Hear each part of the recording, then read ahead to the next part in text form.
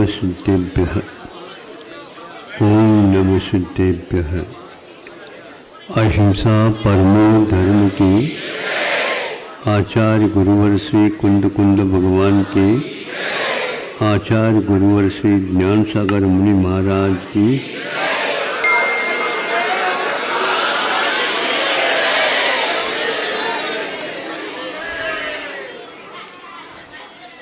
जो पहले से आए हैं वो तो पहले बैठ जाए, कोई बाधा नहीं, किंतु जो पीछे से आ जाते हैं, बाद में आ जाते हैं, वो पहली लाइन में आने का जो प्रयास करते हैं उसके कारण यहाँ पर अव्यवस्था बहुत होती है। इसलिए आप जितना कहा गया है या नियम बनाया गया उसका ठीक तरह से पालन करना चाहिए। पीछे वाले यदि आगे आएंगे तो पक्का है, पहले आकर के जो बैठे उनके लिए आप पीठ दिखा रहे हैं, यह ठीक नहीं माना जाता था। जब हम विद्यालय में जाते थे तो ऐसा ही होता, विलम्ब करके आए तो पीछे के डेस्क के ऊपर क्या टेबल के ऊपर बैठ जाओ, वह भी यदि नहीं है तो खड़े हो जाओ, ये कहा जाता था। आप लोग क्या विद्यालय नहीं गए हैं? नहीं महाराज, हमारे 5-5 विद्यालय चलते हैं, ये अलग वस्तु है, पैसे के काम था।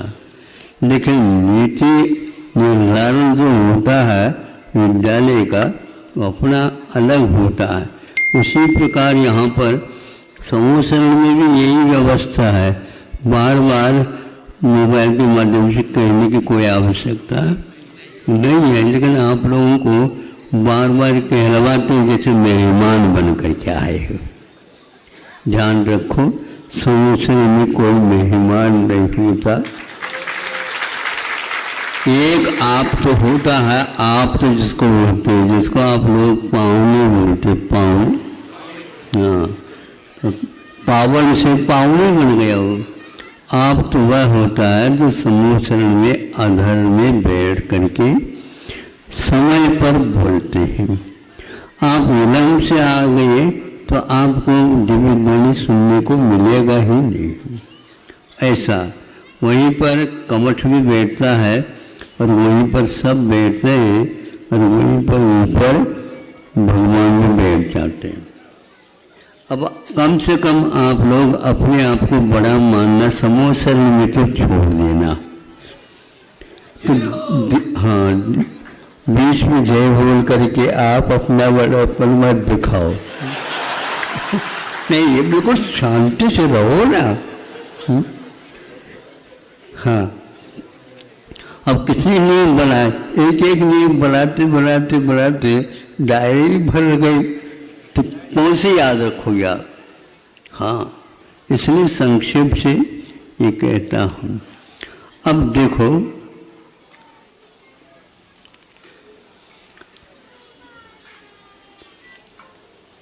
कुछ चीज़ें ऐसी होती हैं जो कभी भी हमारे निकट में नहीं आ पाती।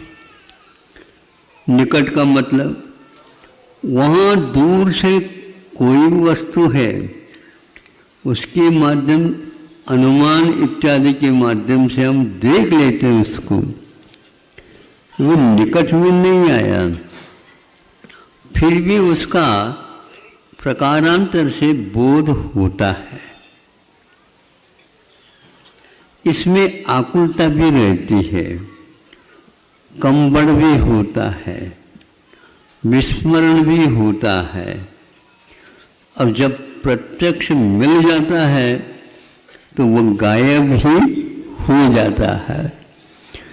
तो यह आप लोगों को जो गायब होने वाला है, जो निकट में आने वाला ही नहीं, जब आपको प्रत्यक्ष ज्ञान होगा तो जहाँ जहाँ रहती है वस्तु जो वो वहीं रह करके न ही हम उस ओर जाएंगे और न ही वहाँ हमारी ओर आएगा, फिर भी हमारे भीतर आएगा।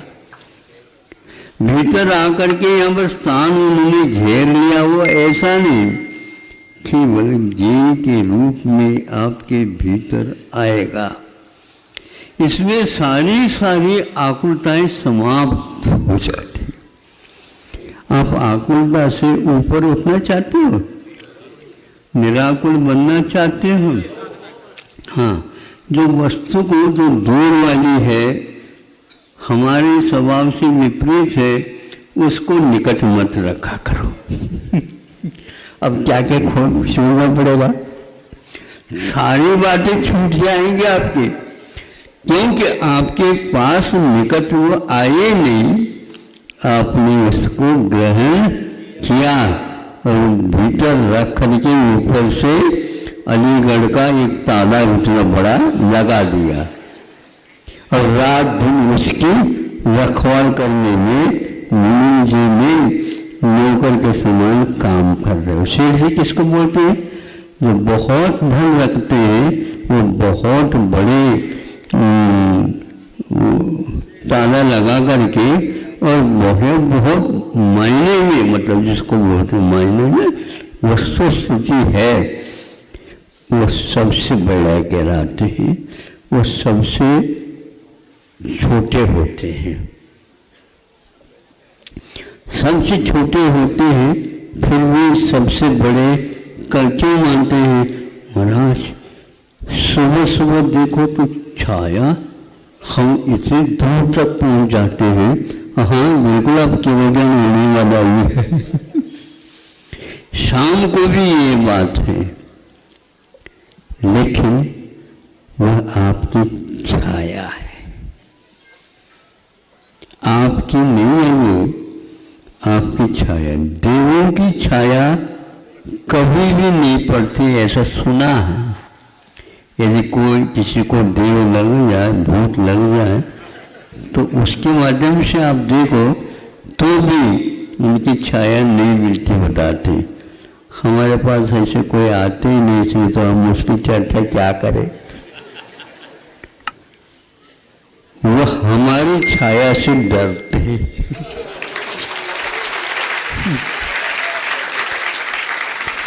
हमसे तो नहीं डरते, तो हमारी छाया से डरते, क्योंकि उनकी छाया कहीं छूटी ना पड़ जाए।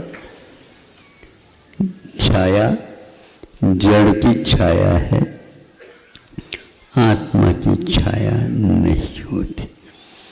आत्मा का कोई भार नहीं होता, आत्मा का आभार मानो।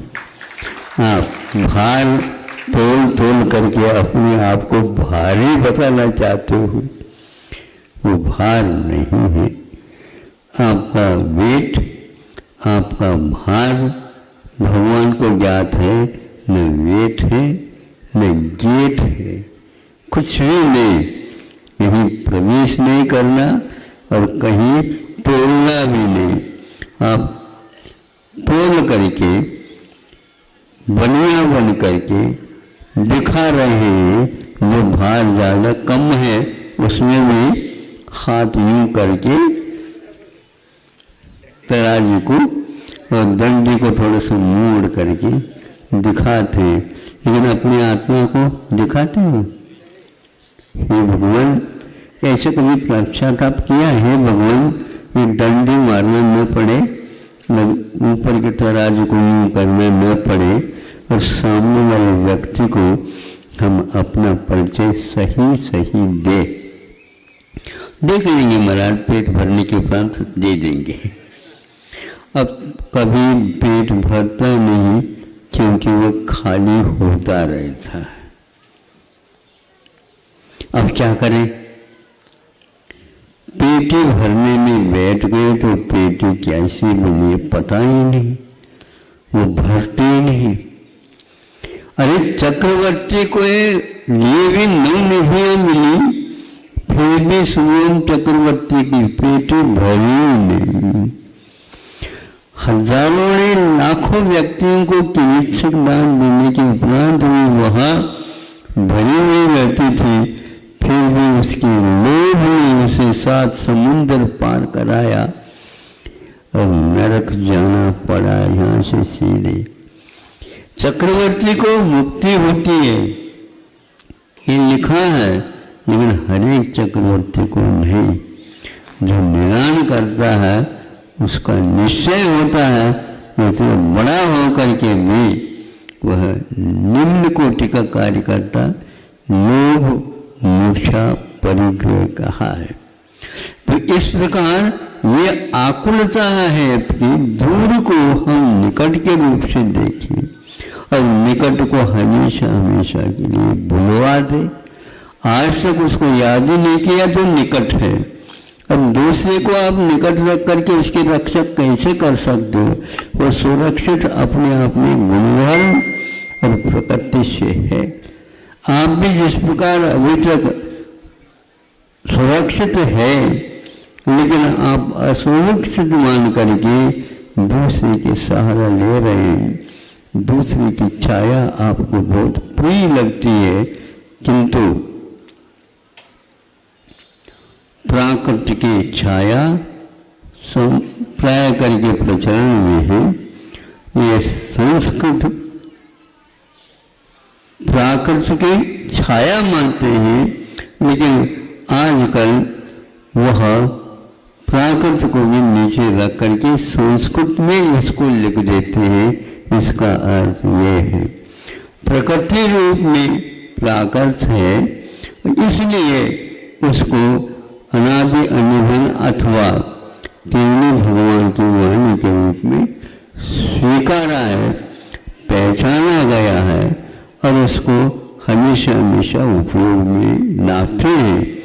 आपको सोचना चाहिए, देव से इसलिए बचते हैं क्योंकि उसकी छाया हमारे ऊपर पड़ न जाए। नहीं समझे? देव से सब लोग डरते हैं, कौन नहीं डरता? हाँ, सब लोग डरते हैं और उसी देव से सब लोगों को डरा भी देते हैं। और वो डराने लग जाते हैं तो उनको ऐसा लगता है ये कैसे कितनी कमजोर है। यदि आप देवों को डराना चाहें तो हाथ में माला ले लो, एक एक मिनट खिसकते जाओ तो हाथ जोड़ करके कहता है आपको क्या चाहिए बता दो।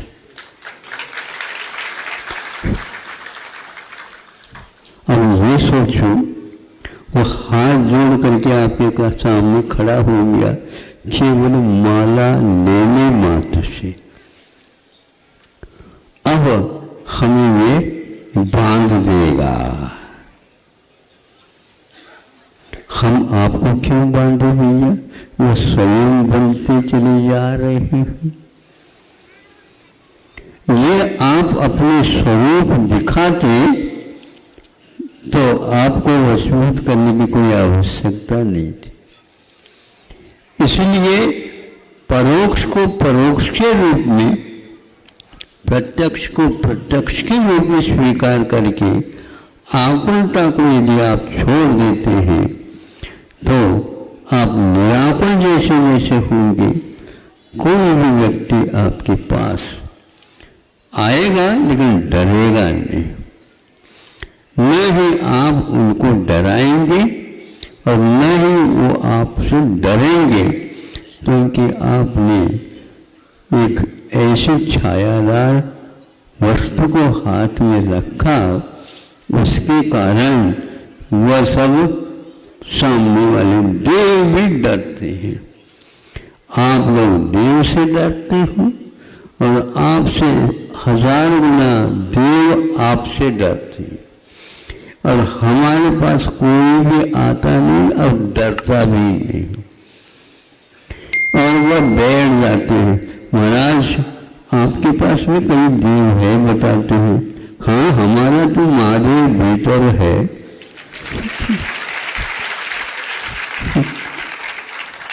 उससे क्या डर है? महादेव तो हमेशा पूज्य हुआ करता, महादेव है, देवों के भी देव को महादेव कहते हैं। वही आत्मा परमात्मा के रूप में बनने वाला, परिवर्तित होने वाला है। यह सूत्र हमें वीतरागी महादेव से प्राप्त है। हम उसकी उपासना नहीं कर पा रहे हैं, उनको नहीं पहचान पा रहे हैं, ये बात अलग है। लेकिन महाराज वो कम से कम आपको थोड़े से अनुग्रह करके बता देते हैं, हमारे ये परिचय है, हमारे ये पता है, हमारे ये है, तुम मेरी आराधना करो।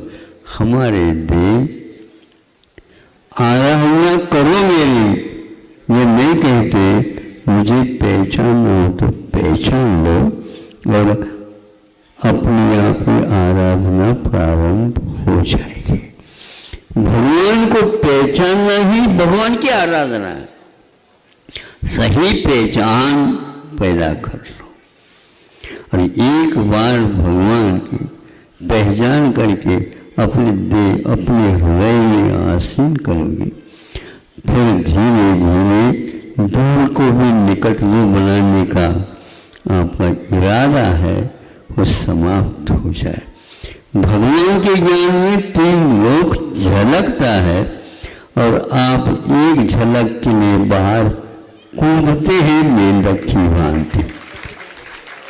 हाँ हाँ, सकल दिए जायक कह भी रहे हो, निजानंद। अब आप निजानंद में तो है ही नहीं, आपके पास आनंद नाम की वस्तु ही नहीं दिखती। हमेशा हमेशा तो रोते रहते हो। रोने वाला व्यक्ति आनंद की पहचान नहीं करता है और आनंद की पहचान करता है, वह रोता नहीं है। इसलिए रोना धोना आपको छूट जाए, भगवान से प्रार्थना करता हूँ आपको दूर भागना न पड़े, सारी वस्तुएं झलक जाए, किंतु झलकन में आनंद नहीं, जिसमें झलक रहा है उसमें आनंद भरा हुआ है। यही प्रार्थना है प्रभु से। भगवान इनको मिले या न मिले, क्योंकि इनकी आकुलता बहुत लंबी चौड़ी है, हमें जल्दी जल्दी प्रत्यक्ष हो जाए तो फिर इनको कुछ कह भी सकते हैं। कैसे कह सकते हैं? अगर अब तो मान लो तुम लोग। ऐसा ही हुआ, कमर से लेना तब मानने लगा जब पार्श्वनाथ भगवान का यथार्थ स्वरूप उसके सामने आ गया। वैसे उसकी प्रतिलिपि है, बिंब है, उसके माध्यम से हम अपनी आत्मा को उसी रूप में स्वीकार करना प्रारंभ करते हैं। ऊपर तब तक के लिए है जब तक हम अपने आप को उनके रूप में अथवा वो हमें उनका जैसा स्वरूप है वैसे दिख जाए, यही एक प्रतीक्षा है। और इसके लिए आप लोगों को अपनी अपनी आकुलता छोड़ करके, कुछ आकुलता तो होती तो है महाराज, होती मैं भी जानता हूँ, लेकिन इतनी नहीं होनी चाहिए जो आपको होती है। हमें भी होती है आकुलता, हमें भी है, और दूसरे की अपेक्षा से भी हमें आकुलता होती है, पर यह उनका पहले कल्याण हो जाता कि यहाँ पर भीड़ कम हो जाए। अहिंसा परमो